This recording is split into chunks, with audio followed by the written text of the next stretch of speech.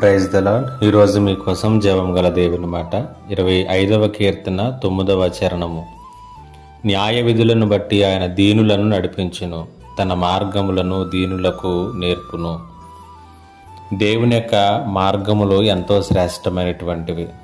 ప్రవక్త అయినటువంటి యెషయా ఇశ్రాయేలుకు తెలియచేస్తూ దేవుని యొక్క మార్గములు భూమి కంటే ఆకాశం ఎంత ఉన్నతముగా ఉన్నదో అంత ఉన్నతమైనటువంటివి అనేటువంటి సత్యాన్ని తెలియచేస్తున్నాడు.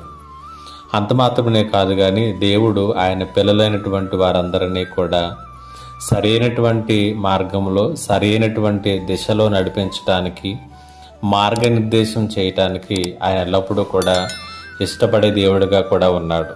అయితే దేవుని యొక్క ఉన్నతమైనటువంటి మార్గములలో ఆయన మనలను నడవ చేయాలన్నా, ఆ మార్గములలో నడుస్తూ ఒక ఆశీర్వాదకరమైనటువంటి జీవితమును మనం జీవించాలన్నా మనము చేయవలసినటువంటి పని ఏంటంటే మనల్ని దేవుడు నడిపించినట్లుగా మనల్ని మనం ఆయన చేతులకు అప్పగించుకోవాలి. 25వ కీర్తన 9వ చరణంలో కీర్తనాకారుడు అంటున్నాడు, ఆయన దీనులను నడిపించును, తన మార్గములను దీనులకు నేర్పించును అంటున్నాడు. ఎవరైతే దేవుని యొక్క బలమైనటువంటి రెక్కల క్రింద దీన మనస్కులై ఉంటారో దేవుడు వారిని ఆయన మార్గాల్లో నడిపిస్తాడు, వారికి ఆయన మార్గాలను ఉపదేశిస్తాడు.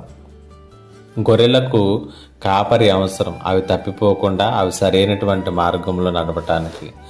అదే రీతిగా మనము కూడా గొర్రెల వలె త్రోవ తప్పిపోతూ ఉన్నప్పుడు మనల్ని కూడా త్రోవలు నడిపించటం కొరకు యేసు ఒక కాపరిగా వచ్చాడు. అలాంటి దేవుని చేతులకు మనల్ని అప్పగించుకుందాం, దేవుని మార్గంలో నడుచుకుందాం, దీవెనకరంగా జీవిద్దాం.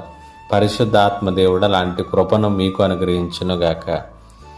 ఆమేన్. ప్రార్థన. మా దేవ, నీకు వందనాలు. ఈ మాటల చేత ప్రతి ఒక్కరిని కూడా బలపరచు, మీ మార్గములలో మేము ఎల్లప్పుడూ నడుచుకున్నట్లుగా నీ కృపను మాకు అనుగ్రహించమని యేసు నామములో అడిగి వేడుకొనిచున్నాను తండ్రి. ఆమేన్.